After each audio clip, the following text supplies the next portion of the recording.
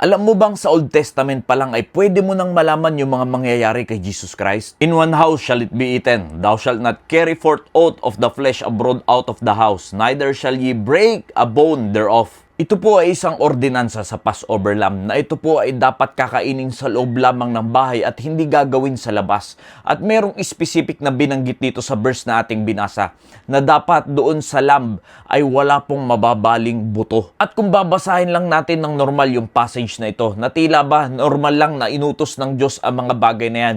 Pero alam nyo po ba, yan ay isang malinaw na pagpapahayag na ganyan yung mangyayari sa ating Panginoong Jesucristo, na siya yung Passover Lamb, na siya yung kordero ng Diyos, siya yung Lamb of God na hindi po nabalian ng buto. At yan po yung nangyari sa ating Panginoong Jesucristo. At bago yan, ito yung sinabi sa Book of Psalms, He keep it all his bones, not one of them is broken. Nakikita nyo po yung linaw ng salita ng Diyos. Kaya ang Biblia ay walang contradiction sa bawat isa. At makikita nyo po yung linaw dyan na paunti-unti sa bawat passage, sa bawat libro ay ipinapaliwanag ang ating Panginoong Jesucristo na kung ano yung mangyayari sa Kanya, kung ano yung sakripisyong gagawin niya at kung paano tayo maliligtas sa gagawin ng ating Panginoong Jesucristo. At yan ay inulit din sa Numbers chapter 9 verse 12 na hindi dapat mabalian ng buto yung Passover Lamb. At alam nyo po mga kaibigan, mga kapatid, yan po ay nangyari sa ating Panginoong Jesucristo sa Book of John. For these things were done, that the scripture should be fulfilled.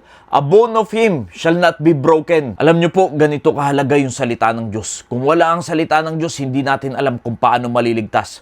At dahil din sa salita ng Diyos, ay pinapatunayan lang din na kung paano yung mga naunang writer, yung mga naunang scripture, ay nagkakakonek-konek lang din dito sa New Testament.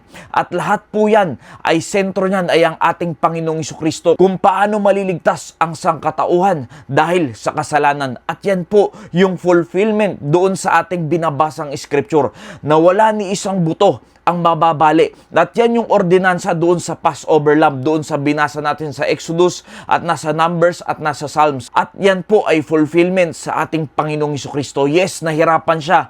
Yes, siya ay pinaghahataw, pinaghahampas, pinahirapan, pero ni isang buto ay walang nabali sa ating Panginoong Jesucristo. Hindi ba't nakaka-amaze na kung paano sa Old Testament pa lang ay ipinapaliwanag na kung paano ang mangyayari sa ating Panginoong Jesucristo. Kaya alam niyo po, ang tunay na Passover Lamb sa atin sa panahon natin ngayon ng mga Kristiyano ay ito po. Purge out therefore the old leaven, that ye may be a new lamb, as ye are unleavened. For even Christ, our Passover, is sacrificed for us. You see, ang tunay na Passover Lamb na pinapaliwanag sa Old Testament ay fulfillment po kay Lord Jesus Christ.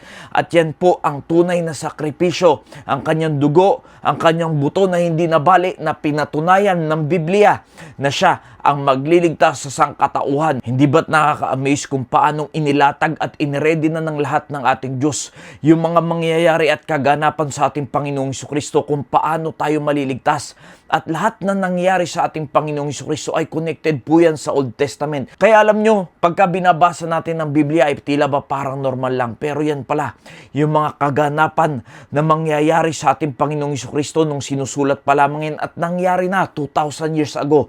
Yan po ay fulfillment ng lahat. Kaya kung ikaw ay hindi pa mananampalataya ng Panginoong Jesucristo at wala ka pa rin believe sa Biblia, basahin mo at pakinggan mo ang mga mensaheng ito at makikita mo kung paano ka minahal ng Diyos. At ikaw na hindi ka dapat maligtas ay sinakripisyuhan ka ng Panginoon. Nagbuhay siya ng buhay para sa iyo upang ikaw ay hindi na mapahamak sa dagat-dagatang apoy sa impyerno, kundi makasama ang ating manglilika sa langit. Nawa naging pagpapala po ang mensaheng ito.